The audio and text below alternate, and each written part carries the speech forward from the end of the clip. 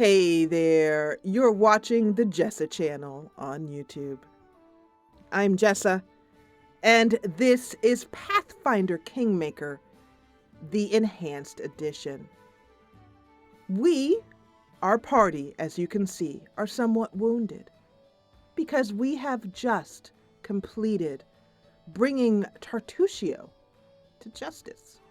Tartusio the scoundrel had caused Zara, Fae Sister, some considerable insult by attempting to frame her as a traitor to Sword Lord Aldori. Zara has finally hunted Tartusio down here in the old Sycamore. And we are going to just scroll out here and I can show you that in the last episode we were here. This is the sacred Sycamore Hall, sacred to might. To might, and I'm referring to these little creatures here, to mites and to kobolds. However, Tartusio spent a good deal of effort bringing a war to the mites and the kobolds, setting them an old friendship, an old truce of peace, and setting it on its head, leaving them to fight out a battle that Zara did her best to mitigate as much death as she could. We are now finished with that battle. Tartusio lies dead.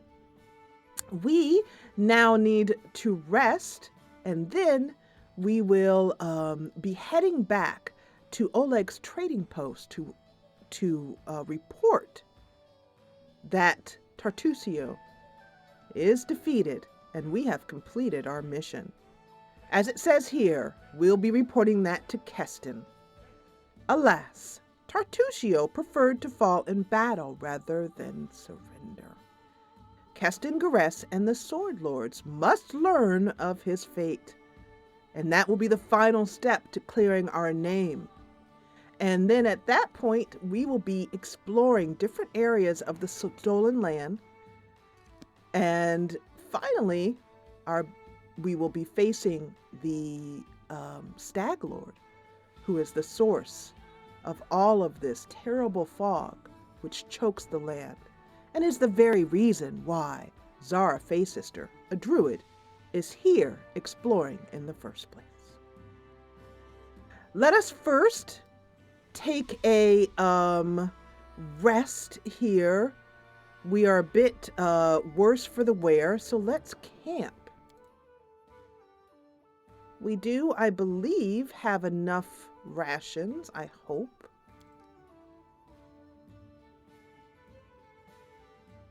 Bracken pads over to the bedrolls, choosing one for himself, and the rest of the party follows. Bracken curls up, paws in front, large head resting on them, and then purrs himself to sleep while Zara scratches his belly and side and murmurs to him. We cannot cook here, nor can we hunt. However, we do have rations. We do have Everlight's blessing, so that means that Tristan will pray to Merciful Serenade and double our HP recovery and damage, regeneration from ability damage. We don't actually have any ability damage, but we are quite injured. And now we're going to make our way to the exit. Now, we will be back to the old Sycamore. We are not yet completed with this dungeon. We have the lower levels to do, but we want to make our way back to Oleg's trading post because Zara would feel it important to let Keston Garess know that Tartusio has been defeated as soon as possible. As well, we could also use some trading and to lessen our bags. Our inventory is quite full. So let's head outside. What a sorry spectacle. The treacherous servant of a treacherous king, who in his turn is mere servant to even greater powers. He impersonates a lesser creature and dies. A good joke is a powerful weapon, and a bad one can seal the Joker's fate. So be it. Rise, my unfortunate jester. Your performance is not over yet.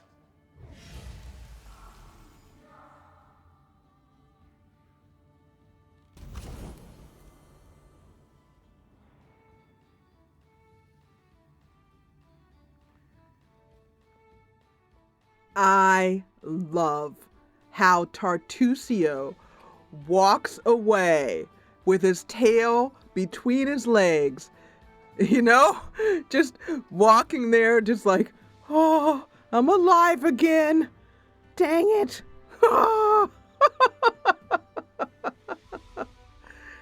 The party knows nothing of this, and so I will not have them react to that because they don't know what happened.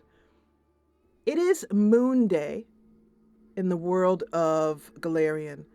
It is the 17th of Desnus, which is May in our calendar, the 4710, and it's about 12:30 p.m. We are headed back to Oleg's trading post.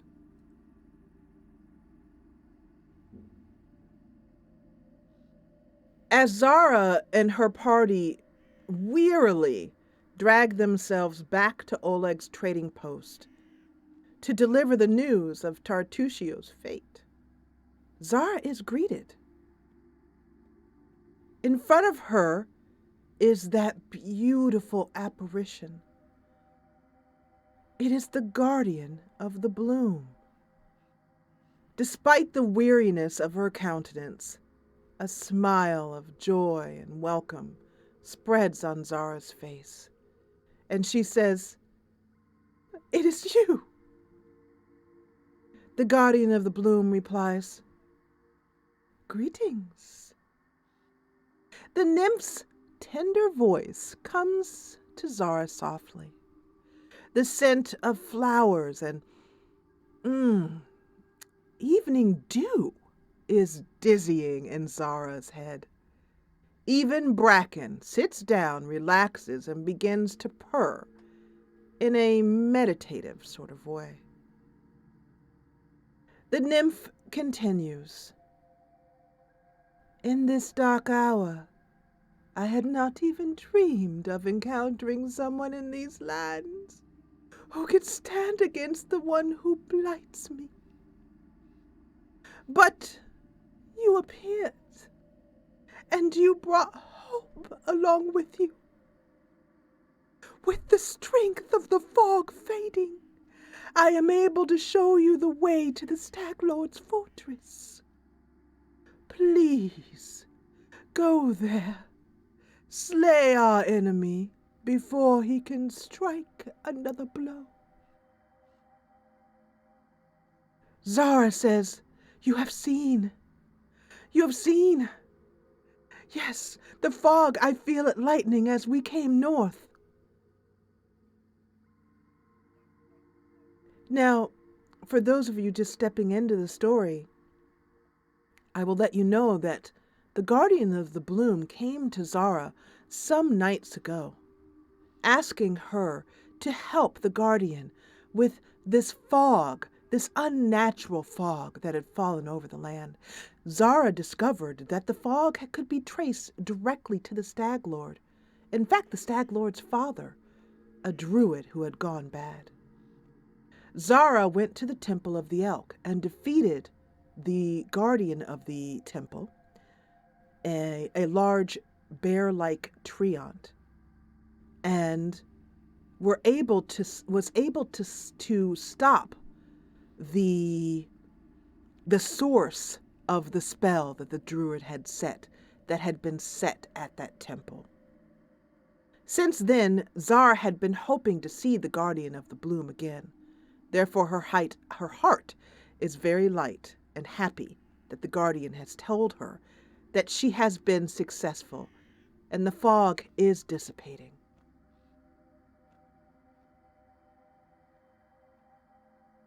Zara says, What happens now, Guardian? What happens after I defeat the Stag Lord? Will we speak again? Zara says, leaning forward, earnestness in every bit of every word she says. The Guardian replies, casting her eyes down for a moment. And you would like to see me again? Then yes, of course. I'll come to you once the tormentor is gone for good. I really hope to have a chance to show you, Zara Fae Sister, the true beauty of these lands. The meadows, the flowers, seen through the eyes of a druid like you, who understands the true joy of nature, the power of Mother Nature herself. So, Zara says, will you not assist me in battle? Will you help me? The Stag Lord, I understand, is a formidable foe. And though Bracken is also formidable, any help you could give would be welcome. The Guardian shakes her head slowly. I cannot. The nymph lowers her head. My power is barely enough to make a slight tear through the veil of fog. Keeping the way open to you is all I can do to help. Therefore, please hurry. Taking care of any threats that you see along the way, but make your way to the Stag Fortress. And Zara says, you can count on me. And Bracken purrs his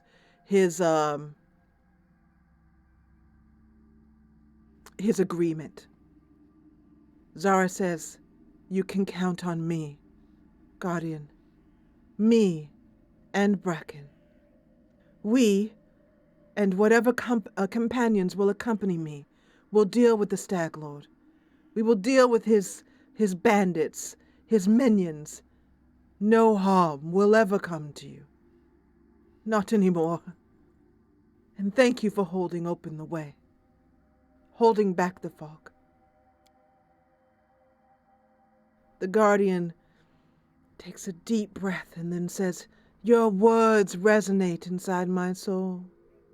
Now I can see that I chose the right person. A druid worthy to hear my pleas. My pleas.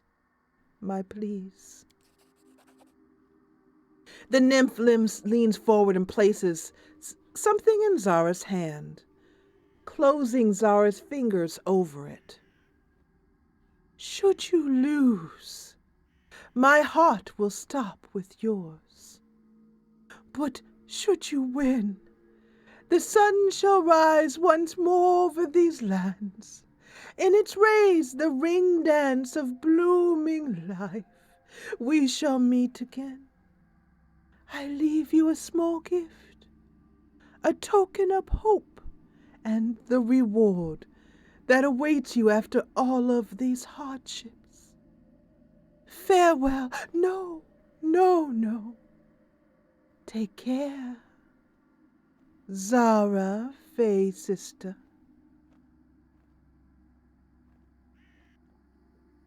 So yeah, we have that gift. Let's see what she gave us. The gift of the nymph. Zara slowly opens her fingers, Bracken coming up and sniffing her hand curiously. She looks at it. Bracken looks at it as well. It is a beautiful necklace. And from a gameplay perspective, it will give its wearer +2 dodge bonus to armor class against ranged attacks. Now, this is a modded playthrough, So that means that there are things that you won't be able to do unless you're using mods, but I love mods. So one of the things that we can do is that we can outfit Bracken to make him more powerful. For example, Bracken has bracers of armor.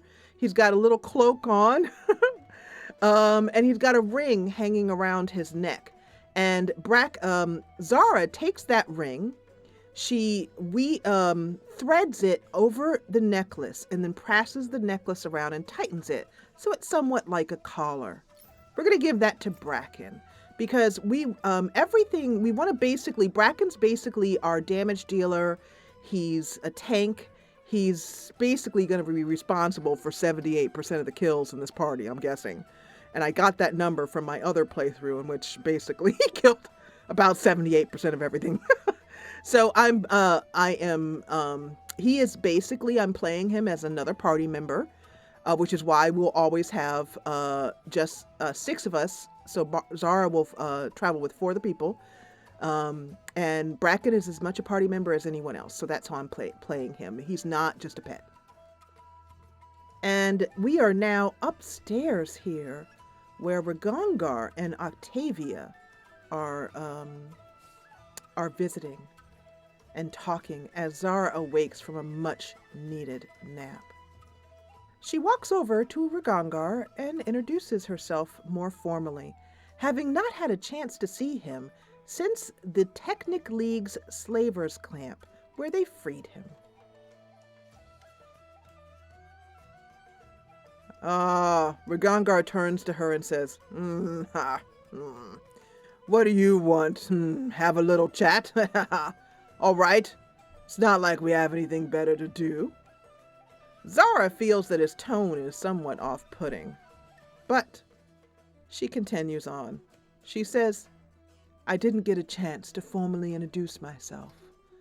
My name is Zara Faesister, and this is my companion and friend, Bracken.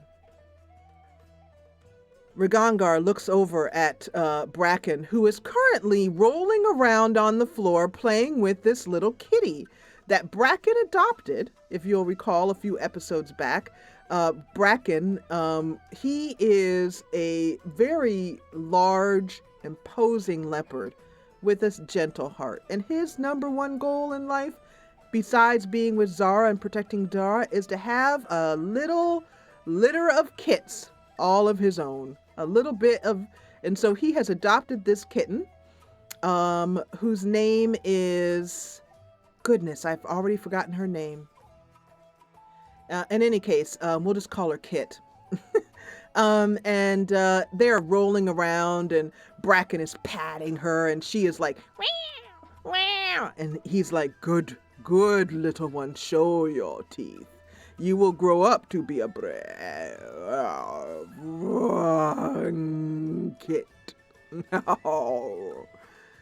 And Zara can't help but smile as she watches them roll around and play, and Bracken is bouncing with her, and they're just having a lovely time.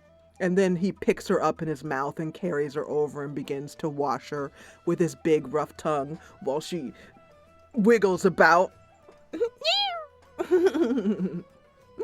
Anyway, Zara says, and you are Ragongar. Ragongar nods. She says, please tell me a bit about yourself. Ragongar says, what is there to know? I was born. I'm alive. I haven't died yet. I must say, part of that is thanks to you. That enough for you? Zara says, well, I appreciate your thanks, but it was the right thing to do.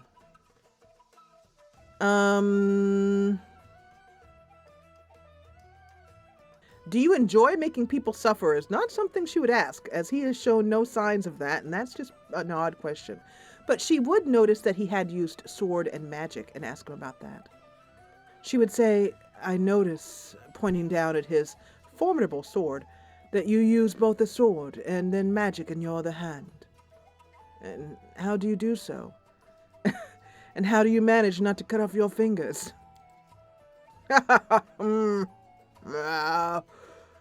Well, it's simple. I'm just that bloody good. The half-orc gives a contented grin. Zara says, so where do you get your magical powers? For me, I get it from the Mother Nature herself, for I am a druid. What magical powers? The heck you talking about? Oh, you mean, these? Ragangar makes a lightning run over his hand with a contented smile, and then snaps his fingers, invoking a shower of blinding sparks. Zara watches this, not impressed, but, just knowing that he is somewhat showing off and feeling a bit of distaste for him. He seems too offhanded, not grounded, not taking things seriously. I've had them since I was born. At least one thing I can thank my scum parents for. Maybe these powers are why they slowed me to slavery. Think they were scared? Who knows? Darn Numerians. Numeria is once a rising power poised to unite its neighbors under its banner. But its leadership has fallen into decay. Here, savagery and science exist side by side. Amid the wreckage of a crashed starship from a distant world, technomancers across Galarian flock to research and exploit the technological wonders found within the otherworldly ruins.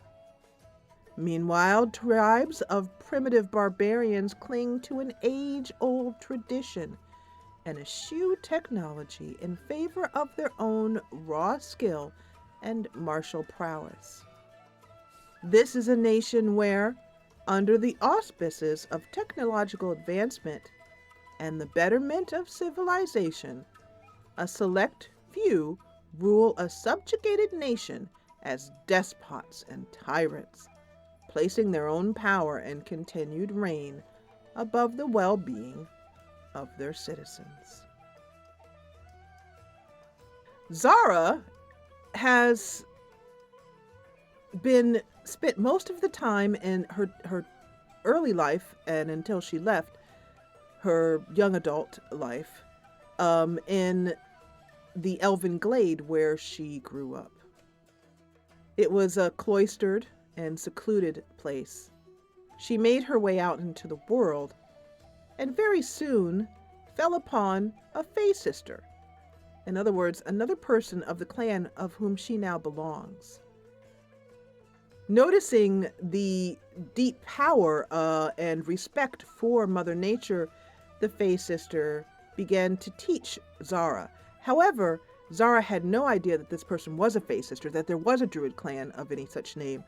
And the sister taught her, or sort of put her through her trials without Zara even knowing that that was happening. Testing her will, testing her honesty, her dignity, and her grace. So Zara has never been to Numeria, but she has heard of it. Ragangar continues. At the Technic League, they drew my blood, did experiments. They burned me with fire. He leans close to Zara's face, his orc teeth gleaming in his mouth. Tortured me with cold, electricity. And they told me, you won't believe it, they told me I have blue dragon blood in my veins. Ha! Not bad, huh? I'm a dragon, you freaks! Come check my blood if you dare! His face by this point is practically right in front of Zara's. Almost nose to nose. He grins at her. A savage grin. He restrikes his palm with a fist, and another fountain of electric sparks shoots upwards. Zara says, I am hungry for breakfast, and just walks away. So, later on, we'll talk to him. The way I will do this is that we will talk to companions as it so fits, but we won't just go through their entire life like an encyclopedia. We'll get to know them as Zara finds need or desire to communicate with them. Yeah, he calls after her back as she is walking down the stairs. So long. If you want to know anything, Zara, just ask. Don't be shy. Just don't go pale when I answer. Ha ha ha ha ha. And his laugh follows her down the stairs to the breakfast room. Zara walks up to the counter and Lana says, good morning, Zara. I trust you'll want your porridge again. Zara nods eagerly. With extra raisins? Zara nods again. We're going to speak now to Keston Gress after Zara has eaten her fill, followed by a very nice, very cold mug of cider. She is going to speak to Keston Gress and let him know that Tartusio has been slain, or at least that's what she believes. Keston turns around and looks at her. He is a heavy-set man with grim, determined features. His gaze is heavy, but he still gives her a wan smile. Zara says, Keston Gress, I have failed to capture Tartusio alive. He attacked us, and despite my effort, he was killed. Bracken butts his head against Zara's knee, his way of giving her support. Well, this is not the best outcome, but I think it will be good enough for Jamandi. Take this as a reward for your help. I'll send word to Restov and let them consider how they might return the favor. Zara lowers her head. There's no favor needed. I simply did what is asked of me and put back my good name. Now, a little backstory or a little explanation on Zara. I try not to do too much backstory explanation stuff. I try to show you just through being Zara. But this one is a little bit hard to act out. Zara's basic morality is she doesn't really believe in like telling lies or telling the truth, or she doesn't look at things like that. It's not that she doesn't believe in them. She just doesn't look at things in that way. He, ruined my honor, or he made a liar of me, or things like that. She doesn't really do that. What she thinks is basically very simple. She says what is so. She speaks only what is so. If she is doubted, she doesn't make her think that what is so is not true. It simply makes her think that it is more difficult to live life with people around you not believing what not hearing your what is so. She sees the world as it is, and she simply speaks it just plainly, and that's that. So Tartusio was a thorn in her side because there were people around her who did not believe what is so, what she said. So, now that he's gone, her what is so is now true again. That's how she works. She's a very interesting character, and one quite different than any other I've played before. And she's deeply interesting. And I don't know her very well. I'm an improvisational role player. I do not have her completely planned out. She is showing me and you who she is as we go. That's the neat thing about roleplay. It's not a story that I've pre-written and just play out. We're going to find out how Zara is based upon how she reacts to the world around her and the circumstances that happen to her. And I have some idea of who she is, but I don't know her at all. Bracken knows her better than I do. But in any case. So we have received 1,000 gold. We have some experience, and Zara is at peace again, knowing that what is so is, well, now known as what is so. Once again, I thank you for your help. I'll remain here until my men recover from their wounds. Meanwhile, we'll help guard the trading post and fight off any bandits should they return. Good luck in all your plans and endeavors. Keston Gress. She lowers her head with a nod. Thank you very much. It is good to know that that you are here to help. And I will be making my way south to find the fortress of the Stag Lord. If any of your men wish to join us, they would be most welcome. He nods, says he'll consider it, and continues with his breakfast. All right, so that is a bitter rival completed. And Tartusio is, we have, honored our word with Jamandi Aldori, and now we need to continue south. However, before doing so, we're going to need to do some of the thing I love doing in RPGs. We're going to buy and sell.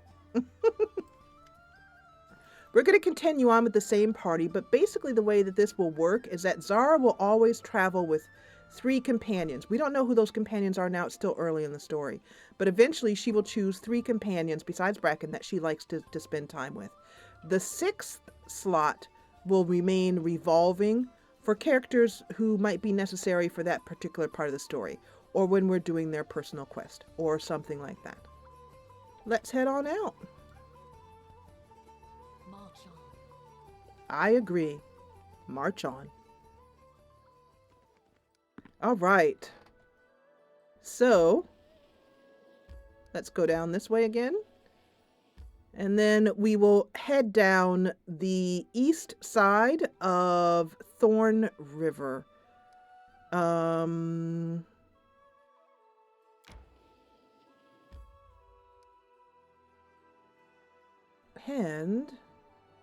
there's something here to check out. So let's go to the Bogard Hunting Grounds and see if we don't get our butts whooped.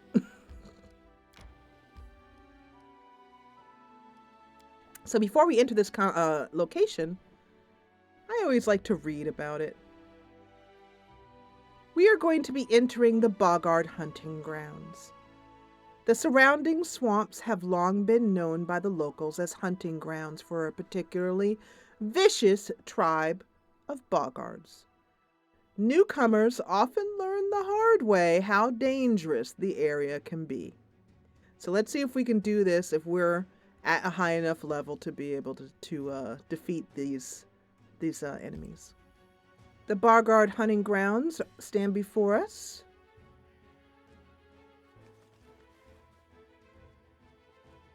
Ah, and here is an aforementioned Bogard. Let's cast Inspect on them and see if we have any information. Yes, we do. I'm going to right click and see. This is a humanoid chaotic evil. We haven't inspected. We haven't done enough. We haven't passed a lore nature check yet on their offense and their ability. We'll have to battle them to find out. But we can find out a little bit about them. They have very low reflex, which means grease could be very helpful. They have 37 hit points. They don't look too difficult, so I don't know if we really need to bless up yet. We'll just go ahead and attack them and see if we can't just get the jump on them.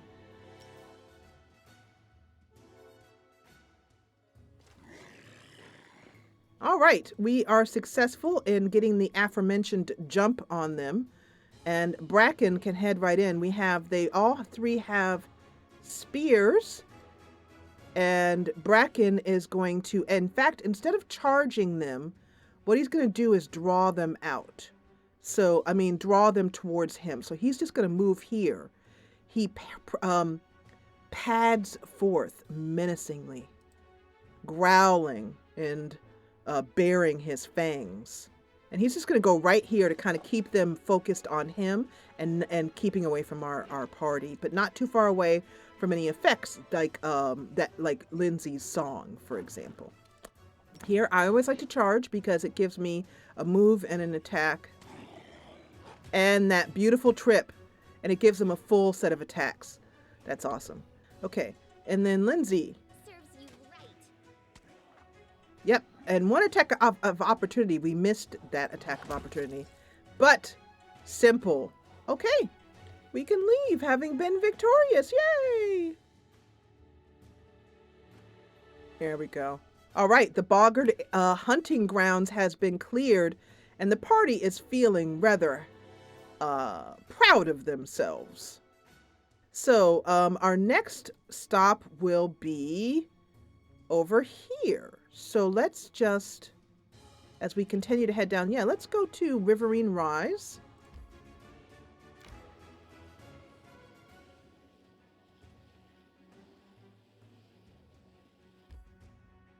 The party has stumbled upon the lair of a water elemental.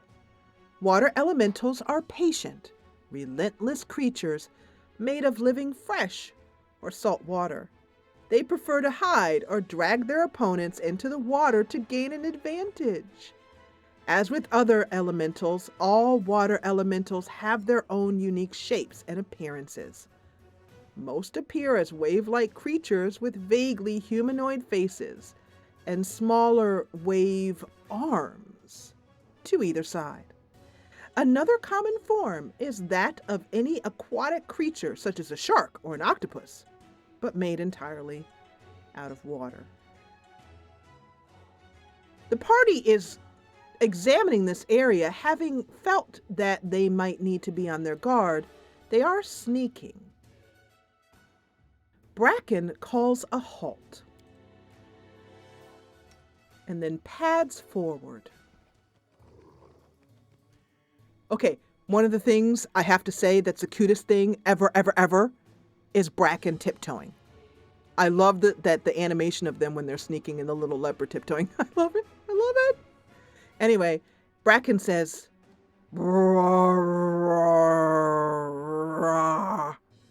Zara says, interpreting for him, there is an elemental ahead. Some sort of water creature. Bracken is most nervous. And, Bracken's not scared, but he's saying, this thing looks very big is what he's trying to get across. Bracken is not scared of a lot. He can get scared, but he's not scared of that. All right, so we're going to do our same thing that we usually do. We're going to have Bracken charge to try and get the jump on this elemental. And because it has not spotted us, so we will be able to do a surprise round.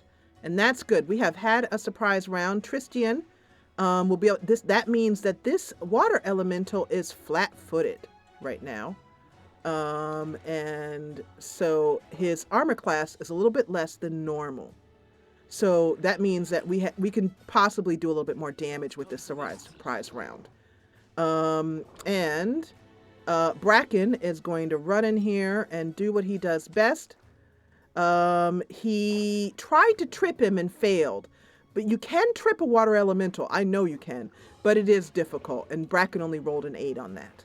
But it is funny. I hope he'll be able to do it because it's funny to see when it happens. They kind of fall over in a strange way. It's amusing. Bracken, can you trip him? Haha, no, but you can kill him almost single-handedly. Thank you, Bracken. All right, let's stop. We'll just sneak just to make sure everything's cleared out. I think it is. So let's head down. Need to catch my breath. And we're going to be fatigued before we enter this area, so I'm not going to enter it fatigued. That would be unwise. Okay, so we are heading into Ratnook Hill. It's a notable hill that got its name and its nasty reputation when rats swarmed it in huge numbers. So we are going to head in and see if we can defeat whatever lies within.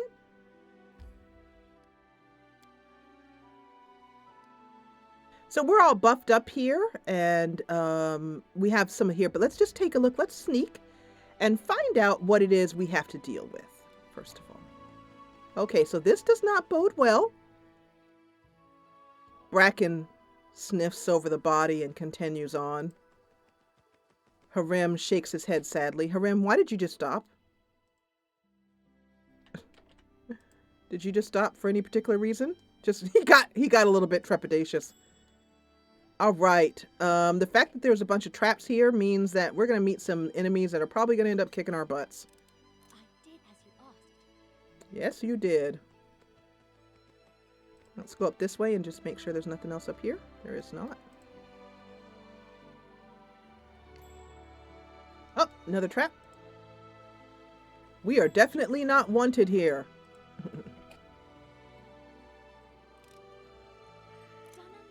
Woo! I'm kind of nervous.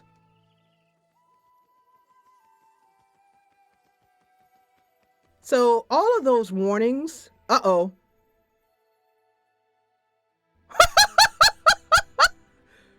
Did you hear that?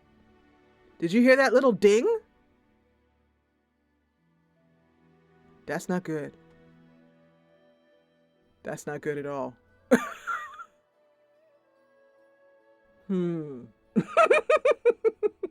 Lindsay's like, they're not home. Let's come back later. That's not good. All right. Well, in for a penny, in for a pound. Let's do it. I'm going to have Bracken and Harim walk forward. Okay, there's a noise here. Do you hear that noise? Can you make an epic pose? I need inspiration. The party finds themselves besieged by wererats. Wererats, whether born naturally or afflicted with the curse of lycanthropy. They are lycanthropes who can switch between human and rat form. Oh, and are common in crowded and dirty cities. They are one of the two most common forms of lycanthrope. The other is the werewolf, and one of them most feared. They are also among the physically weakest, so rely on stealth and cunning to survive. And we know that to be true because they were invisible and they were under stealth and snuck up on us. Like all lycanthropes, wererats have multiple forms. Most mundane forms they take are either as regular humans or rats.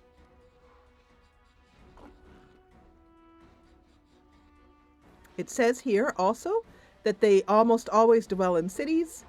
Many cities have wererat infestations, from lawless slums like Riddleport to well-run cities like Corvosa.